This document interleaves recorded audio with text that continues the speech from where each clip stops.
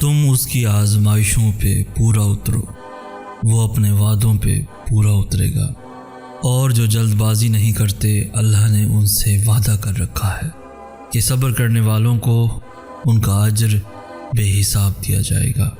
تو پھر دعا کرتے رہو، تمہاری کون سی دعا تمہیں کون کی منزل تک لے جانے کے لیے اللہ نے چن رکھی ہو تم یہ کبھی نہیں جان سکتے۔ پھر اللہ تمہارا صلہ بھیجتا ہے اسی شکل میں جسے تم نے کھو دیا تھا۔ یقین کی ساری راہیں بند کر کے ہی اللہ دیکھتا ہے کہ کتنا یقین رکھتے ہو، تو اللہ بھی تمہیں عطا کرنے کے لیے پھر وہ دروازے کھولتا ہے جن کا تمہاری نظر میں کوئی وجود نہیں ہوتا۔ تمہارے یقین کا امتحان ہمیشہ تمہارے ڈر سے شروع ہوتا ہے، اور پھر جب تم بند راستوں کے باوجود بھی مانگنا نہیں چھوڑتے اور صبر سے اللہ کے معجزوں کا انتظار کرتے ہو، پھر ہی اللہ تمہارا صلہ بھیجتا ہے۔ وہ ہر اس چیز سے تمہاری آزمائش کرتا ہے جسے کھونے سے تم ڈرتے ہو۔ اللہ تمہیں تمہارے خوف سے آزماتا ہے۔ امی جان کہتی ہیں آگے کیا ہوگا اور کیا نہیں، ہمیں یہ نہیں سوچنا چاہیے، ہمیں بس اللہ سے اچھے کا گمان رکھنا ہے، اور یہ یقین رکھنا ہے کہ جس نے اب تک مدد کی ہے وہ آگے بھی مدد کرے گا۔ اور میرے خیال سے ہم سب کو یہی سوچنا چاہیے۔ تہجد کی دعاؤں کے لیے تو 7 آسمانوں کے پردے اٹھا دیے جاتے ہیں، اور پھر اللہ ایسے معجزے کرتا ہے جو نہ کبھی زمین والوں نے دیکھے ہوتے ہیں نہ آسمان والوں نے۔ اللہ کے منصوبے تمہیں لاجواب کر دیں گے، اللہ کے معجزے تمہیں حیران کر دیں گے، اور پھر وہ دن بھی آئے گا جب تم مسکرا کے کہو گے کہ اللہ نے میرا دل ایسے مطمئن کر دیا جیسے میں سوچ بھی نہیں سکتا تھا۔ اللہ کو بے ترتیب دعائیں بہت پسند ہیں، کیونکہ تب زبان نہیں دل بولتا ہے، اور دل کی بولیاں عرش والے سے بہتر اور کون سمجھ سکتا ہے۔ معجزے گنہگاروں کے لیے بھی ہوتے ہیں، وہ گنہگار جن کے گناہوں کی ندامتیں انہیں جائے نماز تک لے آتی ہیں۔ وہ دلوں کو بدلنے والا رب ہے، وہ ان قریب تمہارا دل بھی بدل دے گا۔ صبر معجزوں سے پہلے کی آزمائش ہوتی ہے۔ اس راہ توکل میں اب وہ مقام آئے گا جہاں تم صرف سوچو گے اور تمہارا اللہ معجزے کر دکھائے گا۔ اللہ تمہارا نصیب مٹا بھی سکتا ہے اور دوبارہ بنا بھی سکتا ہے۔ ناممکن صرف تمہارے لیے ہے، اللہ تو جب چاہے جو چاہے سب کر سکتا ہے۔ تدبیریں بھی اللہ کی تدبیروں کے سامنے ہار جاتی ہیں۔ معجزے تبھی تو ہوتے ہیں جب تم اللہ سے اس وقت بھی دعا مانگنا نہیں چھوڑتے جب لوگ تم سے کہہ رہے ہوتے ہیں کہ شاید یہ تمہارے نصیب میں ہی نہیں۔ یک طرفہ محبت دل بدلنے کی طاقت رکھتی ہے، بالکل ویسے ہی جیسے اللہ کی محبت ہے۔ سجدوں میں بہتے ہوئے آنسو ہی اللہ کو تمہارے صبر کی گواہی دیں گے، اور پھر ان کے معجزے ہو جائیں گے۔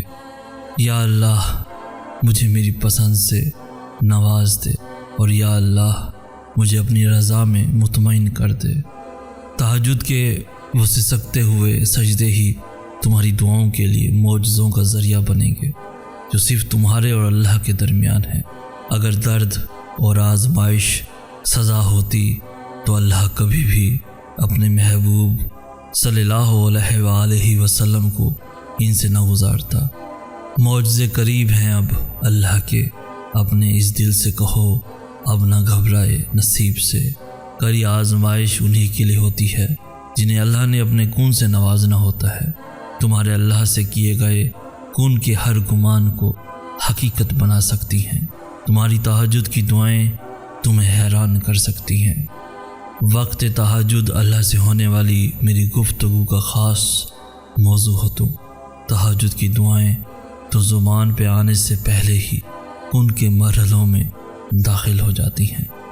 دوستو، دعائیں انسان کے بس میں نہیں ہوتی، یہ تو اللہ کی رضا سے دل کا حصہ بنتی ہیں، اور پھر تب تک اللہ کو مناتی رہتی ہیں جب تک اللہ انہیں تمہارے نصیب کا حصہ نہیں بنا دیتا۔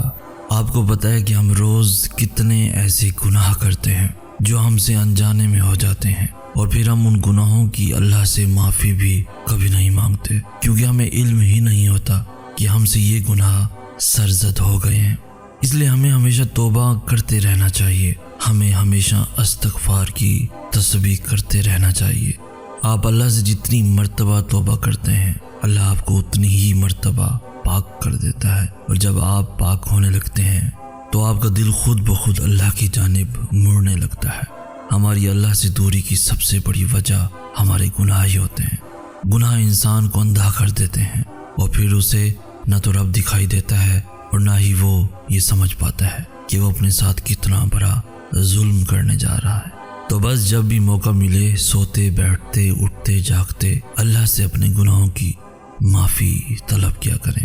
رسول اللہ صلی اللہ علیہ وآلہ وسلم نے فرمایا کہ اللہ اپنے بندے کی توبہ سے اس شخص سے بھی زیادہ خوش ہوتا ہے جس نے کسی بھی جگہ پڑاؤ کیا ہو، اس کے ساتھ اس کی سواری بھی ہو اور اس پر کھانے پینے کی چیزیں موجود ہوں، وہ سر رکھ کر سو گیا ہو اور جب بیدار ہوا ہو تو اس کی سواری غائب ہو۔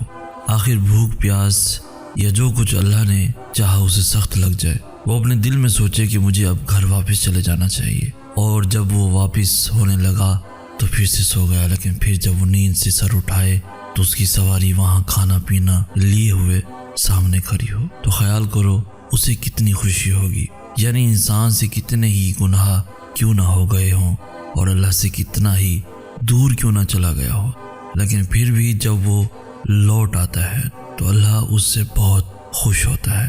تو اگر آپ توبہ سے اللہ کو خوش کرنے کا اختیار رکھتے ہیں تو دیر کس بات کی۔ ہماری بے سکونی کی سب سے بڑی وجہ یہ بھی ہے کہ ہم دوسروں کو معاف نہیں کرتے، ہم ان کے لیے اپنے دلوں میں نفرت اور بدگمانی رکھتے ہیں، اس لیے پھر ہمارا دل ہر وقت بے چین رہتا ہے۔ ہم انہیں خوش دیکھ کر اللہ سے یہ سوال کرنے لگتے ہیں کہ کیا اللہ نے ہمارے ساتھ انصاف نہیں کیا، یا کیوں اللہ نے انہیں خوشی دی جبکہ انہوں نے ہمیں تکلیف پہنچائی ہے۔ اور پتہ ہے جب انسان اللہ کے فیصلوں اور اللہ کی مصلحتوں پہ سوال کرنے لگتا ہے تو وہ اللہ کو کھو دیتا ہے۔ اس لیے ہم نے سوال کبھی نہیں اٹھانا اور نہ ہی ہم نے کسی کے لیے دل میں نفرت پالنی ہے۔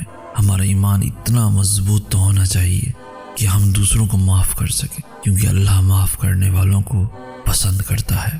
رسول اللہ صلی اللہ علیہ وآلہ وسلم سے کسی نے پوچھا کہ یا رسول اللہ سب سے افضل عمل کون سا ہے؟ آپ صلی اللہ علیہ وآلہ وسلم نے فرمایا کہ اللہ پر ایمان لانا اور تصدیق کرنا اور اس کے راستے میں جہاد کرنا۔ اس نے پھر سے سوال کیا یا رسول اللہ سب سے کم درجے والا عمل کیا ہے؟ تو آپ صلی اللہ علیہ وآلہ وسلم نے فرمایا درگزر اور صبر کرنا۔ یہ ہماری وہ چھوٹی چھوٹی عبادتیں ہیں جو قیامت کے روز ہماری ڈھال بنیں گے۔ آپ آج کسی کو معاف کریں گے تو اللہ پھر برعظیم ہے، بڑی شان والا ہے، وہ آپ کو معاف کر دے گا۔ تو دوسروں کی خطاؤں کو معاف کرنا سیکھیں، آپ آزاد ہو جائیں گے۔ اپنے لیے نہیں کرنا چاہتے تو اللہ کے لیے کریں، اور یاد رکھیں کہ اللہ کے لیے لی گئی ایک سانس بھی عبادت ہے، خاص کر تب جب آپ سوچ رہے ہوں کہ اب اسے روک دینا چاہیے۔